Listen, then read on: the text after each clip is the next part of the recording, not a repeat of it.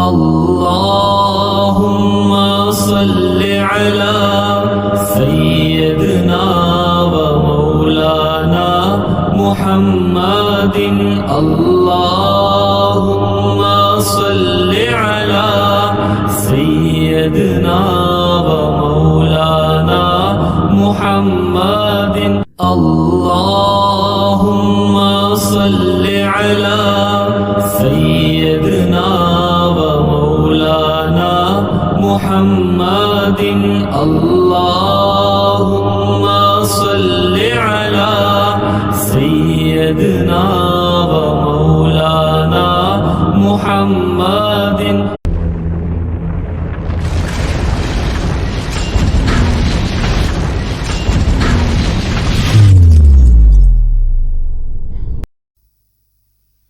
بسم اللہ الرحمن الرحیم. حدیث مبارکہ ہے کہ میرے گھر اور منبر کے درمیان والی جگہ جنت کے باغوں میں سے ایک باغ ہے، یعنی یہ حصہ، یہ زمین کا ٹکڑا جنت کا ایک ٹکڑا ہے جو جنت سے زمین پر اتارا گیا اور جسے روز قیامت واپس جنت کی طرف اٹھا لیا جائے گا. اس لیے یہ جگہ مسلمانوں کے لیے بہت افضل و اعلیٰ ہے.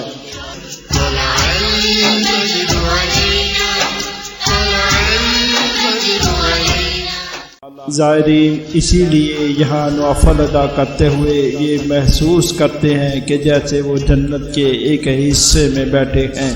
یہ حدیث مبارکہ حضرت ابو ہریرہ رضی اللہ تعالیٰ عنہ کی روایت کی ہوئی ہے. حضور پاک کا ارشاد مبارک ہے کہ مسجد نبوی میں نماز ادا کرنے کا ثواب 1000 نمازوں کے برابر ہے. گویا مسجد نبوی کا مقام و مرتبہ مسجد حرام کے بعد آتا ہے. ریاض الجنہ یعنی جنت کا یہ ٹکڑا 22 میٹر طویل اور 15 میٹر چوڑا ہے. ریاض الجنہ میں سبز رنگ کا قلیم بچھا ہوا ہے. باب الاسلام کے کوریڈور میں بھی سبز رنگ کا قلیم بچھا ہوا ہے، مگر وہ حصہ ریاض الجنہ میں شامل نہیں ہے. باقی مسجد نبوی میں سرخ رنگ کا قلیم بچھا ہوا ہے. یہی سبز قلیم ریاض الجنہ کی پہچان ہے. یہ حضور کا گھر مبارک ہے اور یہ حضور کا منبر مبارک ہے، اور یہ درمیان والی جگہ یہاں سبز قلیم نظر آ رہا ہے، یہ ریاض الجنہ ہے.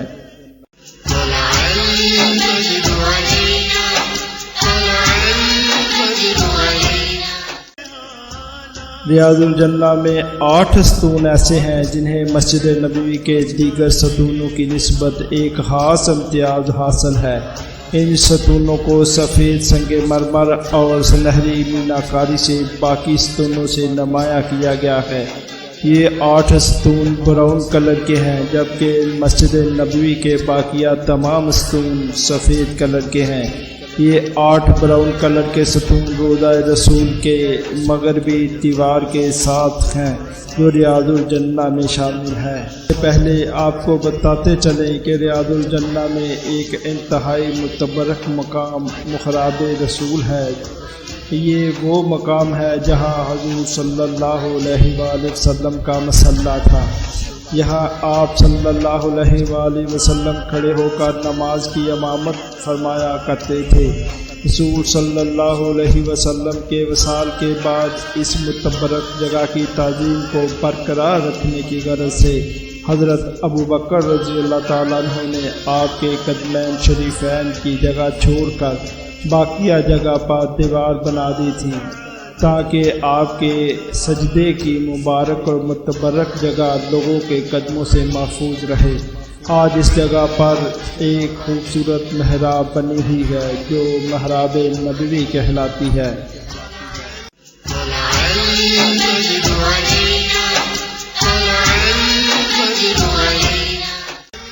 ناظرین، ولید بن عبد الملک کے دور میں ولید کے حکم سے عمر بن عبدالعزیز نے جب مسجد نبوی کی توسیع کی تو اس متبرک اور مبارک جگہ پر محراب بنوا دی.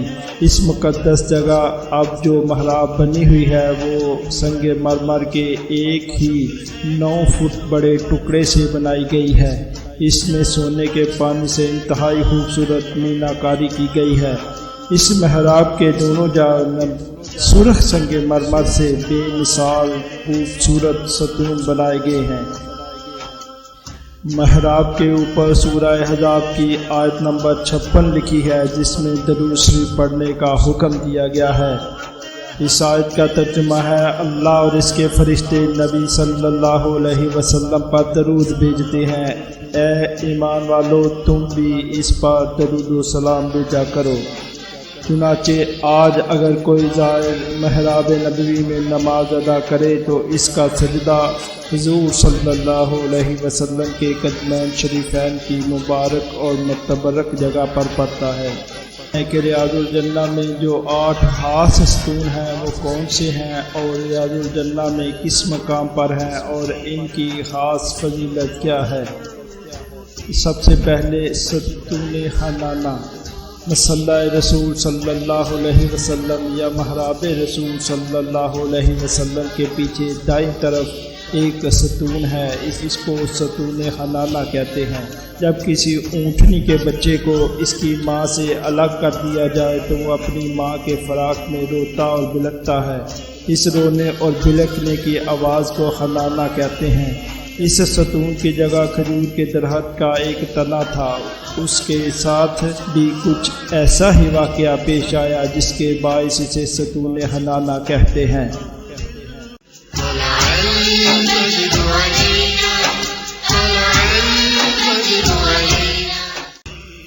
منبر رسول صلی اللہ علیہ وسلم تیار ہونے سے قبل حضور کھجور کے اس تنے کے ساتھ ٹیک لگا کر خطبہ ارشاد فرمایا کرتے تھے۔ جب منبر رسول تیار ہو گیا تو حضور منبر پر کھڑے ہو کر خطبہ ارشاد فرمانے لگے۔ اسی دوران کھجور کے اس تنے نے حضور کے فراق میں انتہائی دردناک آواز میں اس قدر بلند آواز سے رونا اور چلانا شروع کر دیا جیسے کوئی اونٹنی کا بچہ اپنے ماں کے فراق میں روتا اور چلاتا ہے۔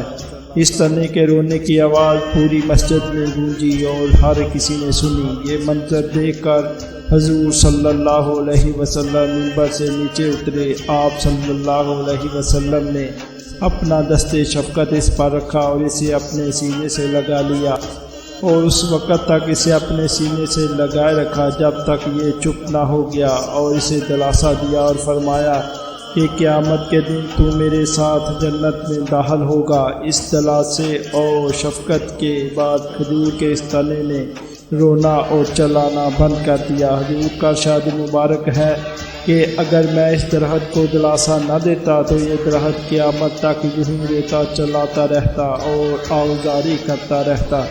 جب کھجور کے درخت کا یہ تنا خشک ہو گیا تو اسے اسی جگہ پر ہی دفن کر دیا گیا جہاں آج ستون حنانہ ہے۔ ستون حنانہ ٹھیک اسی مقام پر ہے جہاں کھجور کا یہ تنا تھا۔ وہ کھجور کے درخت کی لکڑ کا بنا تھا۔ آپ صلی اللہ علیہ وسلم اس سادہ سے منبر کی تیسری سیڑھی پر کھڑے ہو کر خطبہ ارشاد فرمایا کرتے تھے۔ پہلے دونوں خلفاء راشدین حضرت ابوبکر رضی اللہ تعالیٰ عنہ اور حضرت عمر فاروق رضی اللہ تعالیٰ عنہ اس منبر کی تیسری سیڑھی یا سٹیپ کو حضور صلی اللہ علیہ وسلم کے احترام میں استعمال نہ کرتے تھے۔ حضرت ابوبکر رضی اللہ تعالیٰ عنہ دوسرے اور حضرت عمر رضی اللہ تعالیٰ عنہ تیسرے سٹیپ پر بیٹھ کر خطبہ ارشاد فرماتے تھے، جبکہ تیسرے خلیفہ حضرت عثمان رضی اللہ تعالیٰ عنہ نے اس منبر پر ایک خوبصورت گنبد بنوا دیا اور اسے مضبوط لکڑ سے ڈھانپ دیا۔ آج اس مقام پر اس منبر کی جگہ پر ایک خوبصورت دیدہ زیب منبر رکھا گیا ہے۔ یہ منبر سلطان قتبئی نے رکھوایا تھا، جس کا سائز 50 سینٹی میٹر اور 125 سینٹی میٹر ہے، یعنی یہ منبر 20 انچ چوڑائی میں اور 49 انچ اونچائی میں ہے۔ آج مسجد نبوی کے امام صاحب اسی منبر پر کھڑے ہو کر خطبہ ارشاد فرماتے ہیں۔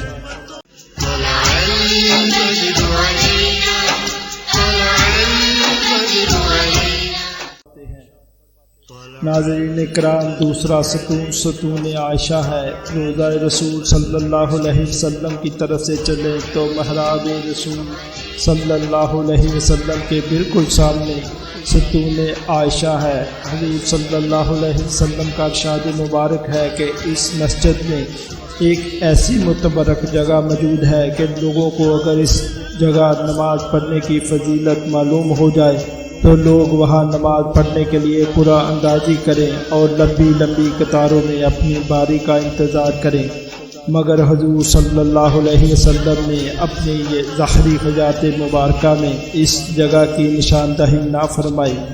حضور کے وصال کے بعد صحابہ کرام نے حضرت عائشہ رضی اللہ تعالیٰ عنہا سے درخواست کی کہ اس جگہ کی نشاندہی فرما دیجیے، مگر آپ نے انکار کر دیا۔ کچھ عرصہ بعد حضرت عبداللہ بن زبیر رضی اللہ تعالیٰ عنہ کے اصرار پر حضرت عائشہ نے اس جگہ کی نشاندہی فرما دی۔ اسی مقام پر حضور نماز ادا فرماتے اور پھر آپ ستون حنانہ کے پاس تشریف لے جاتے۔ اسی جگہ پر حضرت ابو بکر اور حضرت عمر رضی اللہ تعالیٰ عنہ اکثر نماز ادا فرمایا کرتے تھے۔ اس مقام پر جو ستون کھڑا ہے اسے ستون مہاجرین بھی کہتے ہیں، کیونکہ مسلمان جو مدینہ سے ہجرت کر کے مکہ کی طرف تشریف لائے وہ اکثر اسی مقام پر بیٹھا کرتے تھے۔ اسے ستون قرہ بھی کہا جاتا ہے،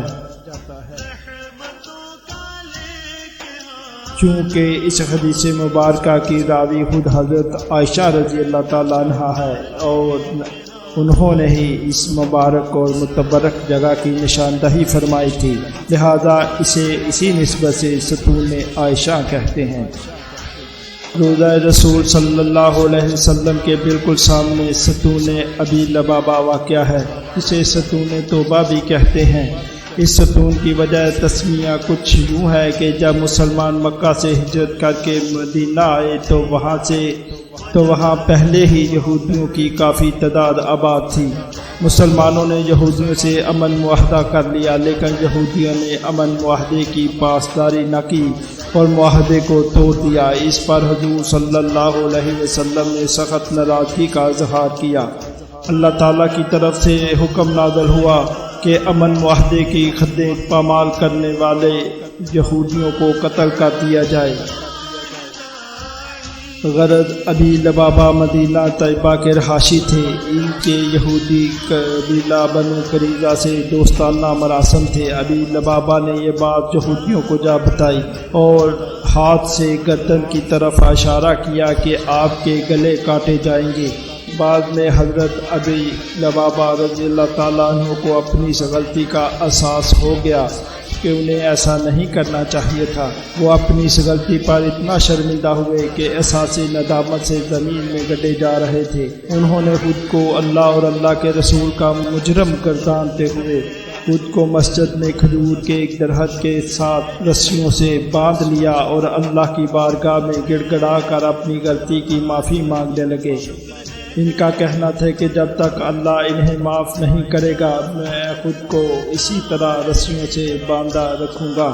صحابہ اکرام نے حضور صلی اللہ علیہ وسلم سے درخواست فرمائی کہ آپ صلی اللہ علیہ وسلم ابو لبابہ کی معافی کے لیے بارگاہ الہی میں دعا فرمائیے۔ آپ صلی اللہ علیہ وسلم نے فرمایا کہ اگر ابی لبابہ خود کو رسیوں سے باندھنے سے قبل میرے پاس آتے اور اللہ سے معافی کی درخواست کرتے تو میں ان کے لیے اللہ سے معافی اور استغفار کی دعا کرتا۔ اب انہوں نے خود کو خود رسیوں سے باندھ لیا ہے اور اب یہ معاملہ براہ راست اللہ اور ان کے درمیان ہے، یہ فرما کر آپ صلی اللہ علیہ وسلم نے خاموشی اختیار کر لی۔ اسی دوران ابی لبابہ کی بیوی اور بیٹی آتی اور نماز اور ضروری حاجات کے لیے ابی لبابہ کو کھول دیتے، پھر دوبارہ انہیں اسی طرح باندھ دیا جاتا۔ ایک دن حضور صلی اللہ علیہ وسلم حضرت ام سلمہ کے ہاں تشریف فرما تھے۔ تہجد کا وقت تھا کہ حضرت جبرائیل علیہ السلام تشریف لائے۔ انہوں نے حضرت ابی لبابہ رضی اللہ تعالیٰ عنہ اور دیگر صحابہ اکرام کے بارے میں آپ کو آگاہ فرمایا کہ اللہ نے ان کی توبہ قبول فرمائی ہے۔ ان کی توبہ قبول ہونے کے بارے میں سورہ توبہ کی آیت نمبر 106 میں واضح احکامات موجود ہیں۔ آپ صلی اللہ علیہ وسلم نے یہ خوشخبری صحابہ کو فرمائی۔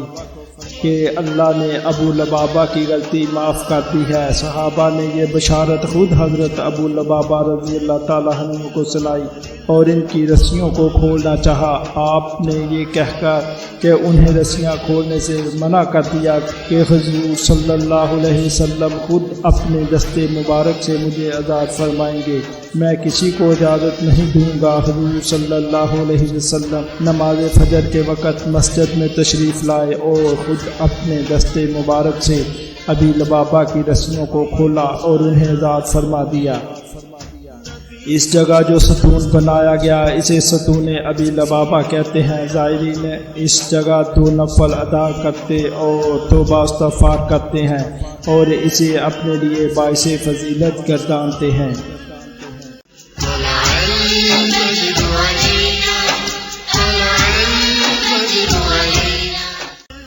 ناظرین اکرام، اس کے بعد ستون خریر ہے۔ یہ ستون چوتھے نمبر پر ہے۔ سریر سے مراد ہے چارپائی یا سونے کی جگہ۔ اسے ستون سریر اسی لیے کہا جاتا ہے کہ اس جگہ پر حضور صلی اللہ علیہ وسلم کا بستر مبارک لگا ہوا تھا۔ اسی جگہ پر حضور رمضان المبارک کے آخری 10 ایام یہاں پر اعتکاف فرمایا کرتے تھے اور اسی جگہ آرام فرماتے اور سو جایا کرتے تھے۔ آپ دیکھ سکتے ہیں کہ ایک ہی سیدھ میں بے ترتیب 3 ستون ہیں۔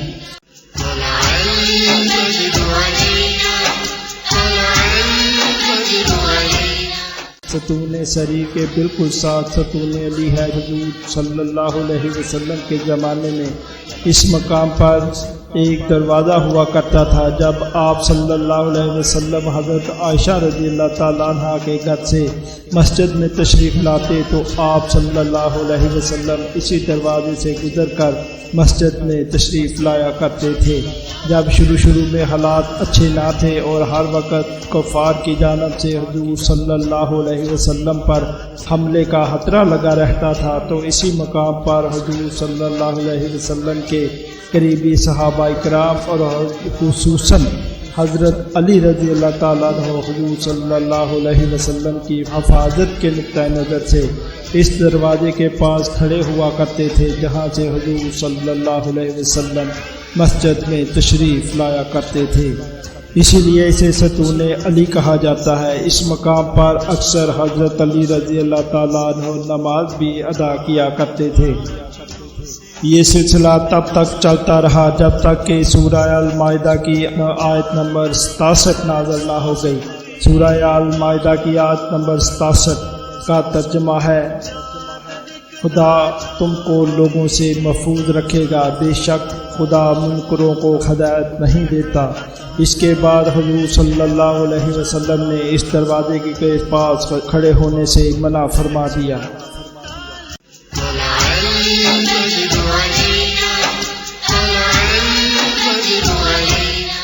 اس کے بعد 6 نمبر پر ستون وفود ہے۔ یہ وہ مقام ہے جہاں پر حضور صلی اللہ علیہ وسلم مدینے کے باہر سے آنے والے وفود مسلم یا غیر مسلم جو اپنے قبائل کی نمائندگی فرماتے تھے اور حضور سے ملاقات اور گفتگو کے خواہش مند ہوتے تھے تو آپ صلی اللہ علیہ وسلم ان وفود سے اس مقام پر ملاقات فرماتے تھے، ان سے گفتگو فرماتے، انہیں دین اسلام کی تبلیغ فرماتے۔ اس لیے اس ستون کو ستون وفود کہا جاتا ہے۔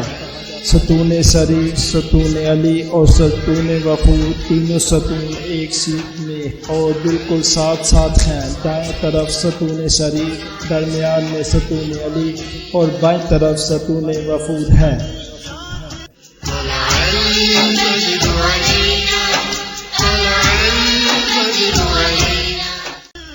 ناظرین اکرام، 7ویں نمبر پر ستون تہجد ہے۔ یہ ستون اصحاب صفا کے چبوترے کے بالکل سامنے حضرت فاطمہ رضی اللہ تعالیٰ عنہ کے گھر کے ایک کونے میں واقع ہے، یعنی باب جبریل کی دائیں طرف سیکورٹی پلیٹ فارم ہے اور باب جبریل کی بائیں طرف ستون تہجد ہے۔ جب رات کو صحابہ کرام مسجد نبوی سے اپنے اپنے گھروں کو تشریف لے جایا کرتے تھے تو اس مقام پر جہاں ستون تہجد ہے وہاں پر حضور صلی اللہ علیہ وسلم نماز تہجد ادا فرمایا کرتے تھے۔ ناظرین، یاد رہے کہ نماز تہجد حضور صلی اللہ علیہ وسلم پر فرض تھی، اسی لیے اس ستون کو ستون تہجد کہتے ہیں۔ کچھ عرصہ پہلے یہاں پر ایک محراب بنا ہوا کرتا تھا، اسے محراب تہجد بھی کہتے تھے۔ اب محراب تہجد کو کور کر دیا گیا ہے، اب اس کی صرف تھوڑی سی جگہ نظر آتی ہے، کیونکہ محراب تہجد کے سامنے ایک الماری رکھ دی گئی ہے جس میں قرآن پاک رکھے گئے ہیں۔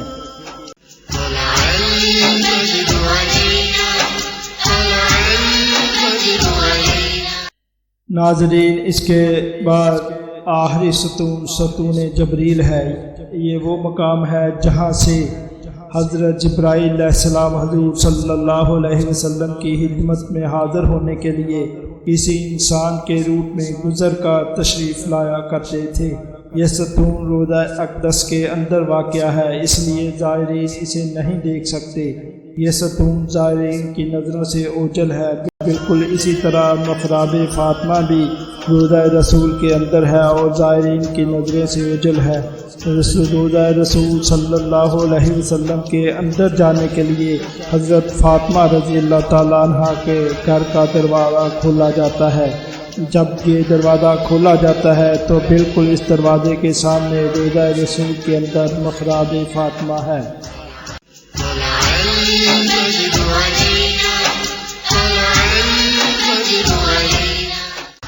ناظرین اکرام، ستون سریر اور ستون وفود کے درمیان ایک دروازہ ہے، یہ حضرت عائشہ رضی اللہ تعالیٰ عنہ کے گھر کا دروازہ ہے۔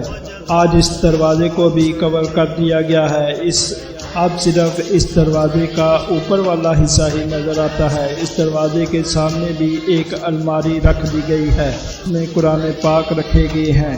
ناظرین، آج کی اس ویڈیو میں ہم نے آپ کو ریاض الجنہ کے متبرک ترین مقامات جہاں پر اہم ترین 8 ستون واقع ہیں ان کے پس منظر اور محراب رسول، محراب فاطمہ اور محراب تہجد کے بارے میں آگاہ فرمایا ہے۔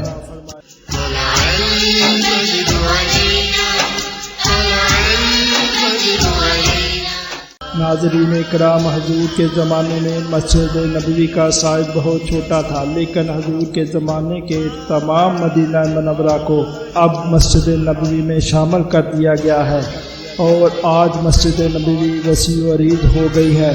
تو سوال یہ پیدا ہوتا ہے کہ آج کس طرح پتہ چلے کہ حضور کے زمانے میں مسجد نبوی کی حدود کہاں تک تھی اور یہ کتنی بڑی تھی؟ تو چلیے ناظرین، ہم آپ کو بتاتے ہیں کہ اگر اللہ آپ کو روضہ رسول صلی اللہ علیہ وسلم کی زیارت نصیب فرمائے انشاءاللہ اور آپ مسجد نبوی تشریف لے جائیں تو وہاں پر کچھ ستون بالکل ایک سیٹ میں یعنی بالکل ایک لائن میں ہیں۔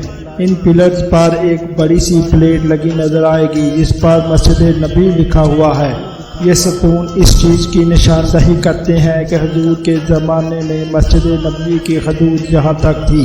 ان پلرز کے گرد ایک اورنج کلر کا سرکل بھی بنایا گیا ہے جو ان پلر اور مسجد نبوی کی اصل حدود کی نشاندہی کر رہا ہے۔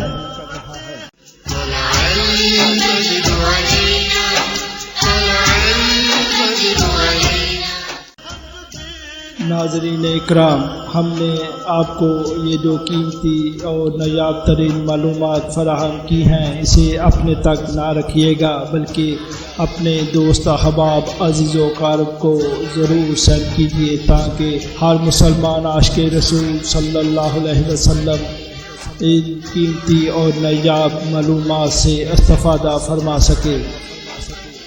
ناظرین اکرام، اگر آپ کو یہ ویڈیو پسند آئی ہو تو یہ قیمتی اور نایاب معلومات اپنے تک محدود نہ رکھیے گا بلکہ انہیں اپنے دوست احباب اور دیگر عزیز و اقارب کو ضرور سینڈ کیجیے تاکہ تمام عاشق رسول صلی اللہ علیہ وآلہ وسلم ان قیمتی اور نایاب معلومات کو جان سکے اور ان سے استفادہ حاصل کر سکے۔